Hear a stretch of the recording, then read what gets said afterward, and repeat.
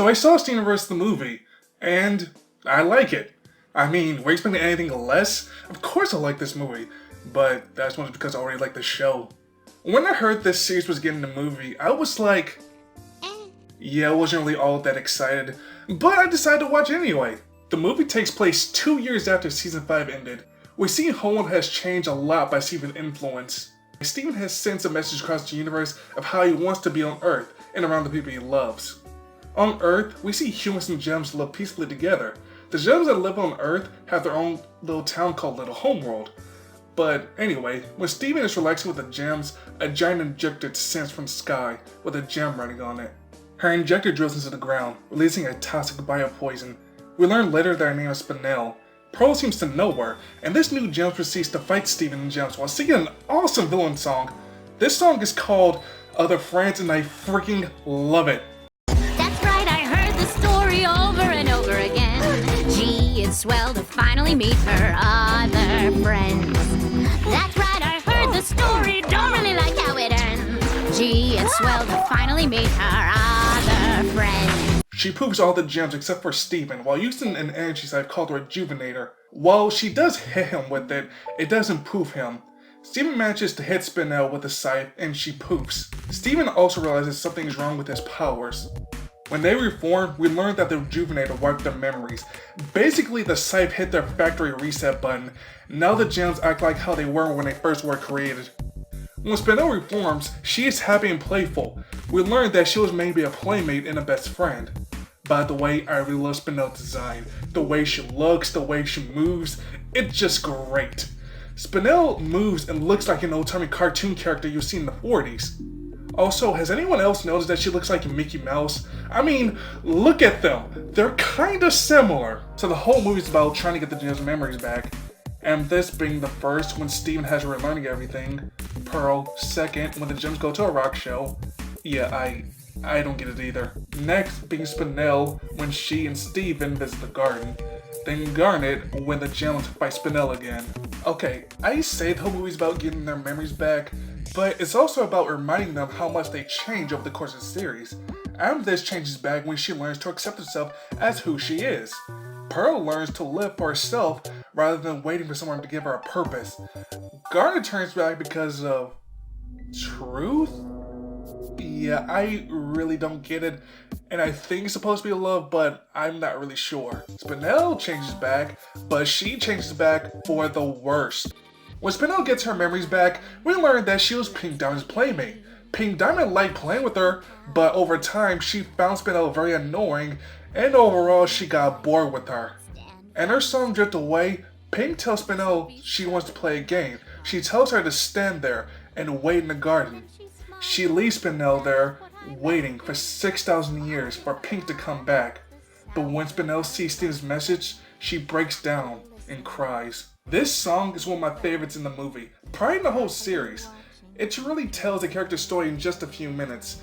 And I really felt Spinel when she broke down and started crying, realizing that Pink never cared about her in the first place. This song was really powerful in that regard. Spinel is one villain in Steven Universe that I really sympathize with. Also, I would like to know how the heck is Steven seeing Spinel's memories? Does she have the power to do that? Is he using one of his powers because of his empathy or whatever? I don't know, it's never really explained. But you know, it's not surprising why Pink would treat her like this. Not because I think Pink's a bad person, but because this is how she was conditioned to act towards other gems. I mean, she lived in the Empire where you're supposed to see things as below you. I'm not interested in the puny thoughts of a paradox. So of course she would do this to Spinel. I just feel that Pink Diamond is now someone who is a target for fan rage. I mean, she is seen as a monster by the fandom.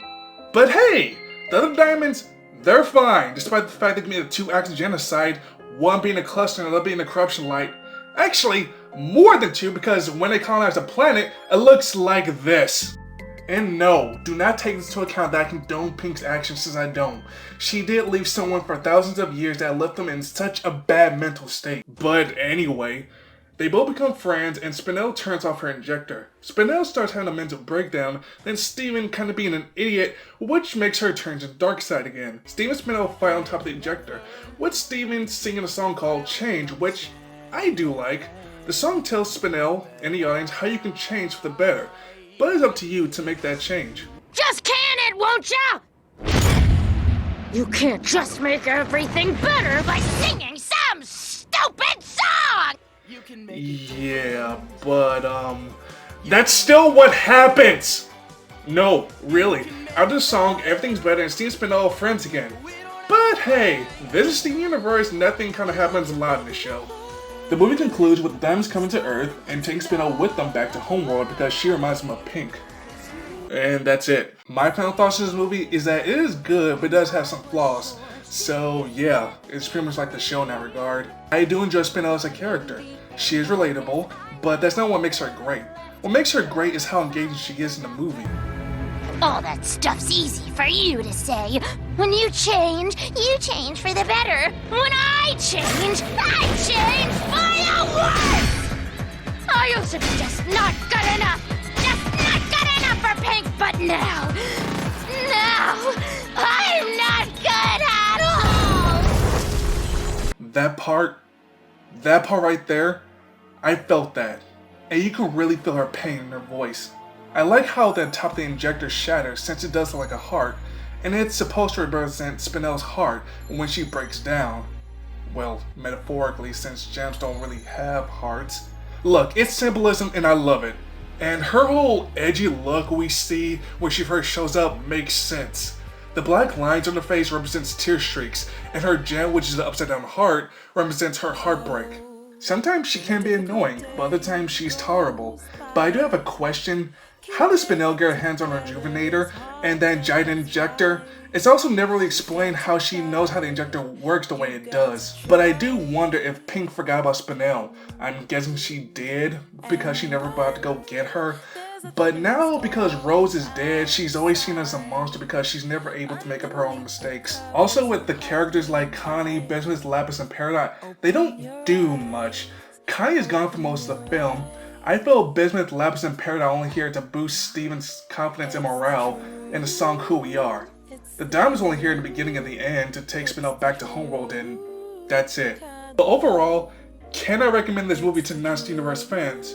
Honestly, I'm sure non-fans will enjoy this movie just fine if they're interested in watching this film.